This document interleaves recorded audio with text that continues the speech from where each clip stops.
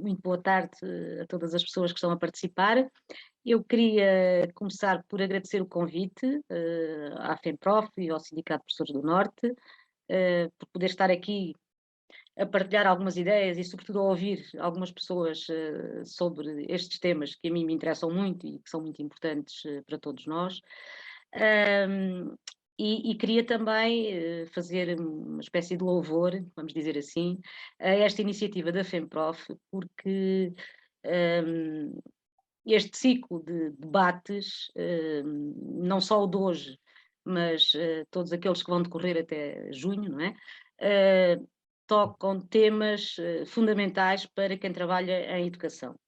E eu sublinho isto porque, como professora que sou, no ensino secundário, eu sinto que parte dos centros de formação das escolas, das associações de escolas, de há uns anos esta parte só pensam em formação relacionada com folhas de Excel e plataformas assim e assado, e temas essenciais para a educação têm estado, de uma forma geral, têm estado arredados das ofertas formativas.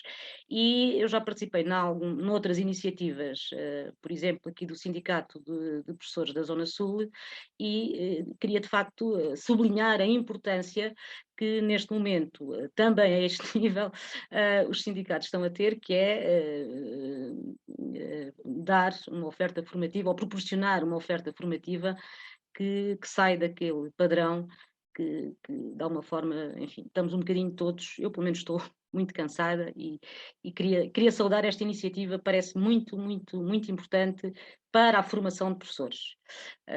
E parece muito importante, não só para a formação de professores, mas também para aquilo que essa formação depois pode ter nas suas incidências ao nível das nossas crianças e dos nossos jovens e, portanto, se quiserem, da democracia. Dito de outra maneira, acho que é um ótimo contributo para aquilo que eu vou falar, que é precisamente as questões da democracia e da cidadania. Acho que isto é um bom exemplo. Eu tive muitas dúvidas sobre como é que queria abordar o tema, porque o tema é muito vasto, muito complexo, envolve coisas muito diferentes e que todas elas são importantes. Eu já abordei isto de uma forma muito prática, falando de um exemplo de educação para a cidadania que tem a ver comigo, com a minha escola, que é um clube de direitos humanos que tem 25 anos, mas optei por fazer uma coisa diferente hoje. E o que vou fazer é apenas lançar aqui algumas notas que me parece que serão importantes para a nossa reflexão sobre a questão da democracia hoje e da cidadania. Portanto, o que vou fazer é um bocadinho isso, é uma espécie de diagnóstico daquilo que me parece ser a situação atual da democracia no nosso país e no mundo e, obviamente, da cidadania. E notas para reflexão de todos nós e de todas nós. E, portanto, escrevi aqui algumas dessas notas que vou mais ou menos lendo e apresentando. A dado momento da sua obra, Uma Teoria da Democracia Complexa, que é de 2020, Daniel Innerarity, que citando Schneider, pergunta: poderá a democracia sobreviver à complexidade das alterações climáticas, à inteligência artificial, aos algoritmos e aos produtos financeiros? E esta parece-me, de facto, uma boa questão para iniciarmos uma abordagem breve sobre este trio inseparável, cidadania, democracia, paz. É fundamental para refletirmos sobre alguns aspectos que, no horizonte social e político da atualidade, se apresentam como fatores de risco para a democracia. Esta, tal como chegou aos nossos dias, está intimamente ligada ao paradigma contratualista, às revoluções liberais, à ideia do Estado de Direito, à separação de poderes, ao sufrágio universal, à participação cívica e, mais recentemente, às funções sociais do Estado. No seu conjunto, ela representa aquilo que se pode dizer que é a aspiração humana a um mundo melhor. E, na verdade, hoje tornou-se objeto de alargado consenso, reconhecendo que tem imperfeições, também todos mais ou menos reconhecemos como a melhor forma de organização política de uma comunidade. Contudo, não podemos esquecer que as sociedades contemporâneas são radicalmente diferentes, a vários níveis, em todos os aspectos, daquilo que foram as sociedades em que a democracia cresceu e se desenvolveu durante a modernidade. Para além disso, também são muito diferentes das condições da segunda metade do século XX, a seguir à Segunda Guerra, período em que, de facto, as democracias e os Estados democráticos se expandiram na Europa. E é precisamente a partir da segunda metade do século XX, quando se universaliza o direito à educação, que se torna bem evidente a não separação entre esta educação e democracia. Este princípio está claro em todos os textos fundadores, desde a Declaração Universal dos Direitos Humanos de 1948, até, por exemplo, a Carta do Conselho da Europa sobre Educação para a Cidadania, as constituições de cada país. Contudo, e por isso mesmo, os sistemas educativos dos países democráticos assumem, desde as últimas décadas, desde a segunda metade do século XX, como uma das suas funções a formação de bons cidadãos. E a contestação que hoje, por exemplo, em Portugal assistimos da chamada educação para a cidadania, pode ser entendida, parece-me, como um dos elementos que, conjuntamente com outros, é um sinal bem evidente da crise da nossa democracia. Esta debate-se com vários desafios, mas também com várias ameaças mesmo, e por isso precisa de ser repensada, analisada criticamente, a partir de um diagnóstico rigoroso das suas debilidades, mas também dos novos paradigmas de vida e de sociedade a que ela terá que se adaptar. Façamos então, a proposta é esta, um brevíssimo levantamento de alguns dos problemas. A redução do sistema democrático a um mero exercício formal de votação, o esvaziamento dos mecanismos de participação, a generalização da apatia cívica, a crise do Estado-nação, a falta de confiança nas instituições nacionais e internacionais, a redução da política a jogos de entretenimento, os fenómenos de corrupção e de nepotismo, a subordinação, desculpem, aos interesses dos chamados mercados. São algumas das dificuldades que hoje as democracias enfrentam. Para além destas, o enfraquecimento do espaço público e da sociedade civil, as crescentes tendências de autoritarismo e de exacerbação do individualismo numa cultura que sobrevaloriza a competição, são outros elementos que também contribuem para a fragilidade da democracia. Em resumo, quer ao nível dos seus valores básicos, quer ao nível dos procedimentos, a democracia encontra-se numa encruzilhada. Sabemos, contudo, que ela não pode ser entendida como alguma coisa estática, acabada, mas pelo contrário, temos que entender como um processo e como uma construção. E, portanto, será legítimo afirmar que a sua continuidade depende da capacidade que todos, instituições, organizações, cidadãos, tenhamos em perceber que são necessários processos de renovação e de adaptação, tentando delimitar quais são esses processos, como podem ser implementados. Apesar de tudo isto, e numa visão menos otimista, permanece o maior desafio, aquele que me parece ser o tema de fundo, que é este. Face à digitalização e ao elevado desenvolvimento tecnológico, não estará a própria existência da democracia em causa?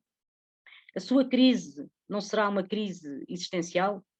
Ou, pelo contrário, poderemos ainda pensar que a tecnologia funcionará como oportunidade para essa renovação, mantendo aquilo que é o núcleo essencial da democracia e da cidadania? Há ainda lugar para a esperança num futuro onde as decisões sejam tomadas por cidadãos livres e responsáveis e não por máquinas inteligentes? Vivemos numa sociedade dominada por uma tecnologia muito sofisticada, invade todas as esferas da vida e cria um novo tipo de excluídos, os excluídos digitais.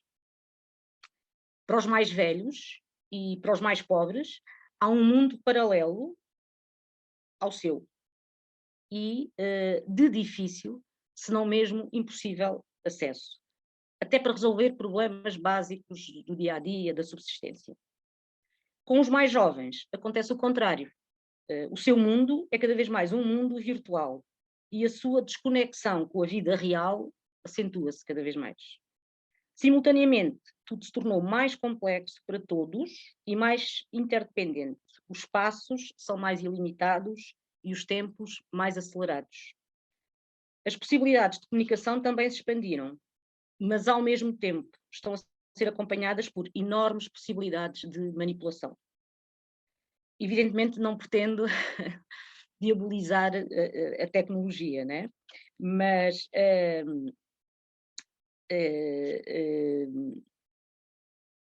aquilo que estão a ser as consequências do uso, né, recreativo, por exemplo, dos ecrãs por crianças e jovens, devem servir-nos de alerta. Perturbação no desenvolvimento cerebral e em funções cognitivas como a atenção, a memória, a concentração, a linguagem, no comportamento, a agressividade, nas relações interpessoais, nos mecanismos do sono, na saúde física, obesidade e doenças cardiovasculares, nas emoções e na saúde mental, depressão, ansiedade. Michel Desmourget, que é um neurocientista, na obra que foi editada em Portugal em 2021 e que se chama A Fábrica de Cretinos, que tem como título A Fábrica de Cretinos Digitais, os perigos dos ecrãs para os nossos filhos, refere que, em termos médios, o tempo passado nesse tipo de consumo são 3 horas em crianças entre os 2 e os 4 anos e mais de 7 horas entre os adolescentes. E a este propósito diz, e cito, horas áridas, desprovidas de fertilidade em termos de desenvolvimento, horas aniquiladoras que não poderão ser recuperadas uma vez encerrados os períodos de plasticidade cerebral próprios da infância e da adolescência. Este mesmo cientista, numa entrevista ao Jornal Público, em novembro de 2021, afirmou também: estamos a criar uma geração de crianças que consegue fazer coisas simplistas, carregar num botão, comprar apps que um tipo da Google decidiu que vão ser tão fáceis de usar como uma escova de dentes. Mas depois falta-lhes o que faz de nós humanos: linguagem, conhecimento, cultura. A cultura é o que nos permite pensar o mundo. Fim de citação. Esta dependência dos ecrãs e do digital, ao interferir negativamente no desenvolvimento cerebral e no processo de socialização, tem igualmente graves interferências na vida coletiva, pois conduz a uma grande incapacidade para selecionar informação, transformar informação em conhecimento, saber distinguir informação válida de falsa informação. E veja-se o fenómeno das fake news. Há também uma desvalorização do saber e da atitude de procura, de curiosidade, de investigação e de argumentação racional. Daí que os negacionismos, a desvalorização da ciência, por exemplo, quando se faz equivaler o resultado do trabalho científico às crendices, o relativismo absoluto associado às opiniões, entre aspas, que não são justificadas nem argumentadas, à precipitação nos juízos, ao discurso do ódio e ao emotivismo descontrolado, que constituem boa parte do que domina nas redes sociais, tudo isto contribui para abanar os alicerces da democracia. Basta olharmos para os exemplos de Trump, de Bolsonaro e também para alguns mais caseiros, mais nacionais, para percebermos a dimensão do perigo que espreita por trás do mundo digital. Pergunto, estaremos ainda a tempo de controlar este vírus, retendo apenas aquilo que pode conter de positivo? O alargamento das possibilidades de comunicação e de partilha de saberes e de experiências num mundo globalizado? A pandemia e o ensino online contribuíram para agravar uma situação que já era preocupante. É fundamental continuar a investigar com rigor os efeitos, sobretudo nos primeiros anos de cada ciclo de escolaridade, do que foi esta ausência de ensino presencial. E este trabalho está por fazer, sobretudo da parte dos responsáveis governamentais, que continuam a agir como se nada ou quase nada tivesse acontecido. Os nossos sistemas políticos continuam a não planear, continuam a decidir apenas em função do agora, em função do curto prazo, do imediato. Como sublinha Inerarity, os atuais sistemas políticos estão a mostrar incapacidade de lidar com a complexidade do mundo e de dar resposta às tendências que oferecem soluções simplistas e divisões entre o nós e os outros, os eles, que, embora falsas e deturpadoras da realidade, sugerem uma aparente tranquilidade ou solução.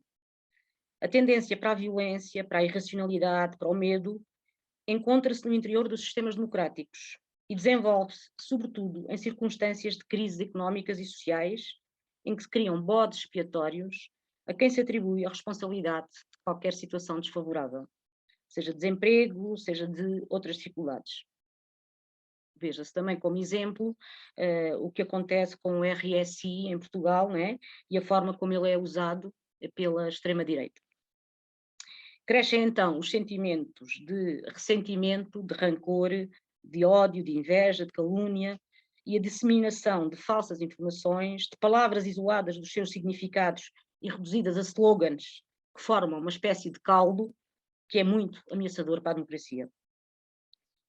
Nesta análise, é conveniente lembrar também que os maiores perigos para a democracia, por vezes, não se encontram nos seus inimigos bem conhecidos, nos seus inimigos tradicionais, mas nos falsos amigos. Ou seja, em todos aqueles procedimentos que no interior das instituições públicas agem de modo contrário aos valores e aos princípios básicos da democracia. Por exemplo, quando ignoram o bem comum, quando servem os interesses privados, quando praticam o favorecimento próprio ou dos próximos, amigos, familiares. Todas as práticas de amiguismo e de nepotismo, de não responsabilização e corrupção das elites são contributos fortes para o descrédito da democracia, nomeadamente pela desconfiança, pelo imobilismo e às vezes até pela aversão que suscitam e que cresce entre os cidadãos. De igual modo, a redução da democracia à tecnocracia, ou seja, ao facto das instâncias deliberativas e executivas estarem entregues a especialistas, políticos profissionais das oligarquias partidárias, que se assumem com frequência como representantes disciplinados do poder económico e financeiro, em nada contribui para uma democracia saudável. Tentemos agora focar-nos no outro lado, brevemente também. Ou seja, no lado da cidadania e da educação. É preciso equacionar a cidadania e aquilo que será a sua abordagem nas escolas, nas suas múltiplas facetas, a legal e jurídica, mas também a social, económica, cultural, e fazer isso no contexto de um horizonte cosmopolita. Só uma prática de cidadania cosmopolita, num mundo que é plural, é compatível com a democracia, pondo de lado isolamentos nacionalistas e capacitando as pessoas para atitudes de abertura e de diálogo. Nesta ótica, a educação deve contribuir para desenvolver o sentido de comunidade e de entreajuda a nível local, mas também a nível global, e deve permitir o desenvolvimento de cada indivíduo como ser livre, mas igualmente capaz de cooperar, ou seja, apto para se comprometer com os outros. Responsabilidade pessoal e social são constituintes fundamentais da cidadania e, como tal, devem ser desenvolvidos nos processos educativos. Este é o núcleo da democracia e da cidadania. Seres capazes de trabalhar para desenvolver projetos conjuntos, que se assumem como sujeitos de direitos, mas também de deveres, e entre eles o dever de cooperar para que a sociedade se desenvolva num sentido de justiça. São várias as vozes que têm chamado a atenção, recentemente, e não tanto como isso, já há algum tempo, para o facto de os sistemas educativos, países democráticos, não estarem a desenvolver competências essenciais à democracia, como sejam o pensamento crítico, a capacidade de resolução de problemas, a imaginação e a criatividade, as competências argumentativas e, sobretudo, a atenção ao sofrimento dos outros e a capacidade para se colocar no lugar do outro. A filósofa americana Martha Nussbaum encontra-se precisamente entre as pessoas que mais têm divulgado esta ideia. Na sua obra, que também foi recentemente traduzida em português, Sem Fins Lucrativos, porque precisa a democracia das humanidades, esta autora refere: atualmente ocorrem mudanças radicais em relação ao que as sociedades democráticas ensinam aos mais novos. E estas mudanças não foram bem ponderadas. Obcecados pelo lucro nacional, os países e os seus sistemas de educação estão a descartar levianamente competências que são necessárias para manter as democracias vivas. Se esta tendência persistir, as nações por todo o mundo irão em breve produzir gerações de máquinas úteis em vez de cidadãos completos, que conseguem pensar por si próprios, criticar a tradição e compreender o significado dos sofrimentos e das conquistas dos outros. O futuro da democracia permanece incerto. Fim de citação. 5 minutos, Maria do Céu. Peço desculpa? Mais 5 minutos. Vou tentar cumprir. Deste modo, torna-se fundamental produzir alterações ao nível educativo. Uma delas é contrariar uma tendência que é a desvalorização, e tem acontecido em todos os níveis de ensino, a desvalorização das artes e das humanidades. Salvaguardar a democracia implica, pois, educar bons cidadãos, quer dizer, seres humanos capazes de assumir a sua liberdade e responsabilidade, participando no espaço público, potenciar a empatia e o sentimento de bem comum, reconhecer os seus direitos e os dos outros, não sendo indiferente. Como diria uma outra filósofa, Adela Cortina, também preocupada com este tipo de questões, o reconhecimento recíproco é a chave da vida social e política. A base em que assenta uma sociedade democrática é esta. Construímos-nos como pessoas através do reconhecimento recíproco da dignidade que é comum e que tem que ser respeitada. São as artes e as humanidades consideradas saberes inúteis, em quase todo o mundo, em Portugal muito, que contribuem para o desenvolvimento da imaginação criativa, que nos permitem pensar mundos possíveis e contribuem para o fortalecimento do sentido crítico, que nos permite avaliar a realidade, os processos históricos, as várias propostas de forma consciente e fugir à tirania da ignorância. São o melhor terreno onde se exercita a argumentação, condição essencial para o diálogo numa sociedade plural. De igual modo, facilitam a abertura à diferença e o desenvolvimento da empatia, estando assim ligadas a todos os processos humanos que envolvem a inter-relação, pensar, sentir. Deste modo, pelo papel que as emoções têm em todos os processos da vida humana, entendo que a educação deveria dar mais atenção também a um outro fator, a um outro aspecto, que é a educação das emoções. Na perspectiva que já Aristóteles falava e que Vitória Campos, também filósofa espanhola, retomou e que tem este sentido. A importância de ter emoções apropriadas, no grau apropriado e na situação apropriada. É preciso, pois, também erradicar o analfabetismo emocional, sobretudo por duas razões. Primeira, a inteligência puramente racional não consegue garantir nem sucesso académico e profissional, nem o bem-estar e a felicidade que são essenciais para a nossa vida do dia a dia.